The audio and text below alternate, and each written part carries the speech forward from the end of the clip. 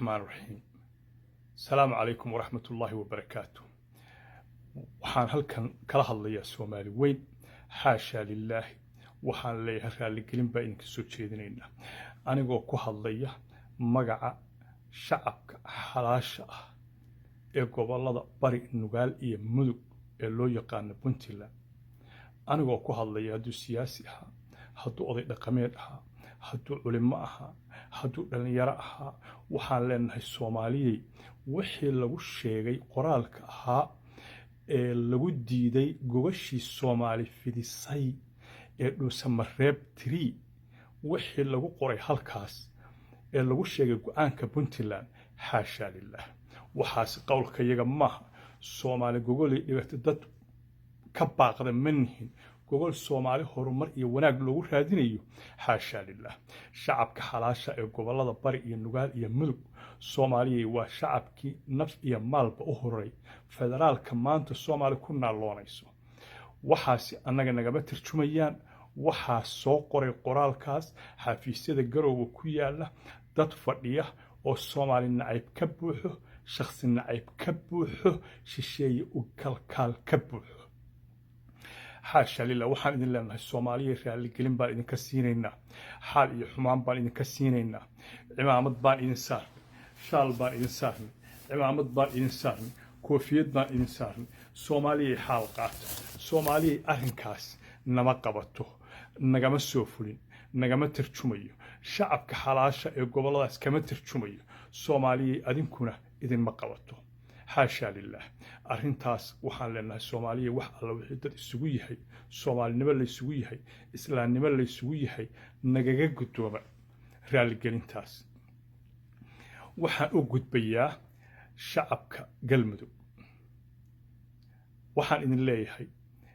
walaalayaal oo ilma adeeryaal oo intii wax la isugu yahay oo wanaagsan oo dhan baa wax isugu nahay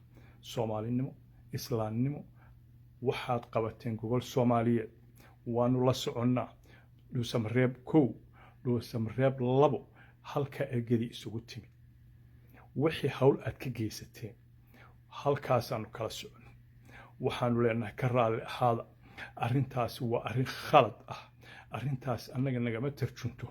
dadka walaalihiin aan baanu nahay gogol waa waxaan dhici karin gogol Soomaali fidisay inaanu niraahno ma imaanayno shacabka xalaasha ah ee Bari iyo Nugaal iyo Mudug arrintaas kuma raacsana dadkaas wax magaradka ah shisheeye kalkaalka ah Soomaali nacaybku ka buuxo xaasha lillaah naga gudoomaan idin leenahay cimaamad baan idin saarnay shaal baan idin saarnay koofiyad baan idin saarnay waxaan u soo noqonayaa madaxweyne Axmed Qoorqoorow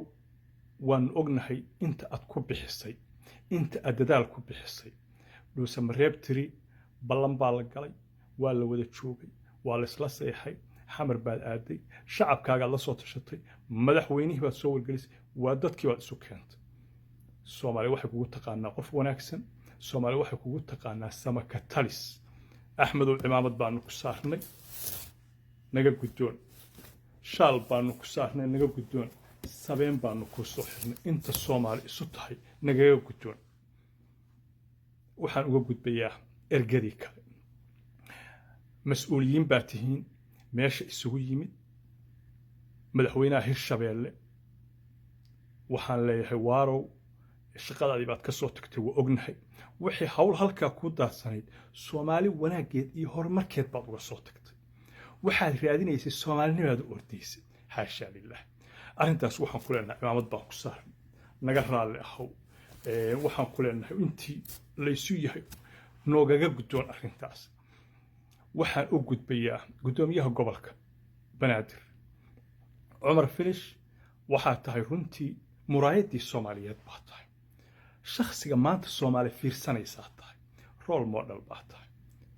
3 milyan iyo bar qof oo caasimadda degan oo Soomaali oo dhan waanu ognahay arrimaha nabadgelyada waanu garan karnaa arrimaha dhaqaalaha waanu garan karnaa inta meeshaas hawl ku taalay waad ka soo tagtay xaasha lillaah arrintaas nama qabato nimankaas nagama tarjumayaan dadka halkaa jooga ee Soomaali nacaybku ka buuxo nagama tarjumayaan shalay waxaan halkaas sidoo kale uga hadalay maqaamka muqdisho muqdisho waa caasimadii soomaaliya waa muraayadii waa inay maqaam leedahay waanu garan karnaa waa inay matalaad leedahay waanu garan karnaa waxaasoo dhan annaga nagama tarjumaan soomaali ha nala aragto war nimankaas dhibaatada ay ku hayaan soomaali waxaa ka badan midda ay ku hayaan shacabkaas xalaasha ee soomaalinimadu ka buuxda ee wanaaggu ka buuxda ee gobollada bari iyo nugaal iyo mudug baa ka badan cumarow waxaan leeyahay xaasha lilah cimaamad baan ku saarnay sabeen baan kuu soo xirnay shaal baanu ku saarnay cumarow waxaan ku leenahay xaal qaado koofiyadaasaan kuu gelinay cumarow xaal qaado waxaan ku leenahay intii dad waxay isu yahay soomaalinimo ku qaado oo islaamnimo ku qaado oo xiidnimo ku qaado oo tulnimo ku qaado oo wax alla waxa wanaag la isu yahay ku qaado cumarow annagaa ku saarin xaalkaas ka raalli ahow waxaanu gudbayaa cabdicasiis laftigare cabdicasiiso waxaa lagu yaqaanaa qof soomaaliya qof soomaalinimada jecel qof wanaagga jecel mutacalima aqoon fara badan leh cabdicasiis cimaamad baa ku saaran sharaf baad agtayada ka leedahay xaashaa lilah arrintaas arrin ku qabata maaha shaal baanu ku saarnay naga guddoon cabdicasiiso soomaalinimo nooga guddoon islaamnimo nooga guddoon waxaan dib ugu soo noqonayaa madaxweynaha jamhuuriyadda soomaaliyeed maxamed cabdulaahi farmaajo maxamedoo waa garan karnaa madaxweyne waa garan karnaa farmaajo waa garan karnaa hawshii kuu taallay soomaali oo dhan geeska gees oo dhibaato maanta soomaali oo dhiig baxaysa in layaha dhiigga ha lagu celiyo dhiig joojin ha loo sameeyo ha la wada fadhiisto horumarkeed ha la gaarsiiyo ha laysugu yimaado maxaasha lilah madaxa meel ka sarraysa oo la salaxaa ma jiro waxaan ku leenahay waa mahadsan tahay waad is soo xilqaanteen adigii wafdii kula socdayba meeshii baa timaadeen hadda waxaa la yidhaahdaa alcahdu dayn man lahu diin qofkii diin leh baa ballantu dayn ku tahay shalay nimankaas garowga jooga way yimaadeen way saxiixeen waa imaanaynaa bay yidhaahdeen haddii waxa weye qofka hadduusan ballan lahayn hadda diinba maleh baa la odhan karaa annaga nagama tarjumaan madaxweyne dhibaatada ay soomaali ku hayaan shalay waxay diideen arrintii badday diideen arrintii hawaday diideen ganacsiga guud bay diideen sharciga kalluumaysigay diideen dowladdii waxba kama jiraan waxay u yeerteen soomaali gogashii ay fadhiisay waxay yidhahdeen naloo kala tarjumo beesha caalamkaa noo timaado annagu ma naqaano maanta oran mayno soomaaliya nala arkaan leenahay beesha caalamku nala arko oran mayno waxaan leenahay soomaaliya nala arka nimankaa nama tarjumaan mar dambe ama maamul goboleed ha laysugu yimaado ama wasiir goboleed ha laysugu yimaado ama doorasho ha laysugu yimaado ama sharci kale ha laysugu yimaado soomaaliyay nimankaasi nama matalaan madaxweyne nimankaasi nama matalaan golaha shacabka labada aqal waxaan u sheegaynaa qof ay matalaani ma jiro waxa ay matalaan soomaali nacaybka waxa ay matalaan shisheeye kalkaalka waxa ay meeshaas ku qabsadaan waa inay mansab siyaasadeed ka doortaan iyo inay lacag ka raadsadaan wax kale oo xafiisyadaas lagu qabtahay ma jiro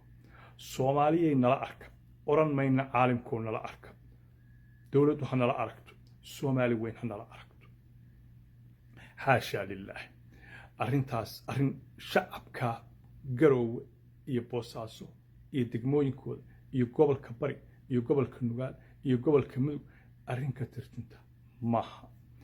lama annaan qorin naga faafiya ma annaan oran codkayagii maaha xaashaa lilah arrinta xaal baan kaa siinay madaxweyne mar labaad iyo mar saddexaadba koofiyad baan ku siinay mar saddexaad shaal baanu ku saarnay xaashaa lilah arrintaas naga gudboon soomaalinimo nooga gudboon tolnimo nooga gudboon wanaag nooga gudboon islaamnimo nooga gudboon arrintaa markaa intaa uga baxo waxaan dib ugu noqonayaa puntland iyo taariikh yar oo gaaban puntland waxaa la dhisay 1998 ama 1998 baa la dhisay 3 urur baa lagu dhisay urur qaybta waqooyi ka socday oo sool iyo sanaag bari ahaa 2 urur oo gobolka bari iyo nugaal iyo mudug intaas qaybsada oo ahaa SSDF iyo SNDU USP oo ahaa gobolada sool iyo sanaag waa leexdeen hadda oo dhulkaas Somaliland iyo halkaasi hadda ku ekaadeen waxa halkan isugu haray waa SNDU iyo SSDF labadii urur oo wada samaystay weligeed cadaalad kama dhicin weligeed wanaag kama dhicin weligeed sharaf kama dhicin weligeed ayadoon la qaylinayn oo dhibaato ka taagnayn 22 sano sooma marin waad aragteen gaalkacyo mar walba dagaal baa ka dhaca ciidamada dowladda dadka ku laaya lama yaqaan sababta waxay soo socoto maanta waxay soo istaagtay war Soomaali ma rabno war Soomaaliyan deynka laga cafiyay war baarlamaan ma jiro war waxay soo marteen wax alla wixii Soomaali lagu duminayo dhan haasha lillah Soomaali magacayaga laguma duminayo Soomaali annaga nagama tarjumaan maanta laga bilaabo annaga wafti keensanayna odayaal baan ku imaanayna siyaasiyiin baan ku imaanayna aqoon-yahanaan ku imaanayna dhalinyaraan ku imaanayna cid kastaan ku imaanayna haasha lillah Soomaaliya mar dambe nagama tarjumaan kana qaadan mayno haddii la qaabilana godab baad naga gashay Soomaaliya dadka Soomaali nacaybku ka buuxo walaa wasiir baan lagu qaabili karin walaa wax kana lagu qaabili karin madaxtooyaan lagu qaabili karin waa imaanayna annagoo shakhsi oo soconaan imaanayna meel alle meeshii Soomaali looga annaga imaanayna annaga Soomaali u sayaxayna wax la qaybsanayna waxaan hadalkayga ku soo gabagabeynayaa garow laftigeeda waxaan idin leeyahay war xal raadsha war Puntland 1998 way dhamaatay maanta waxaa noo haray waa bari iyo nugaal iyo mudug iyo SND iyo SSDF war dib u heshiisiin ma samaynaa reconciliation ma samaynaa ma fariisanaa aqliga ma soo ceshanaa shacabka Puntland ee xalaasha ee gobolada bari iyo nugaal iyo mudug waxaan ugu baaqayaa aan wada fariisano nimanka garowga fadhiya dan uma hayaan dadka Soomaalinimo dan uma hayaan wanaag iyo qof kale ay u hayaan ma jirto meesha waxay noqotay mansab iyo lacag meel laga raadsado haasha lillah waxaad ku soo gabagabeynaya Soomaaliya xaalkii waa kaas imaamadii ay saar nagaba tarjumaan ma aragno ma naqaano wassalaamu calaykum wa rahmatullaahi wa barakaatuh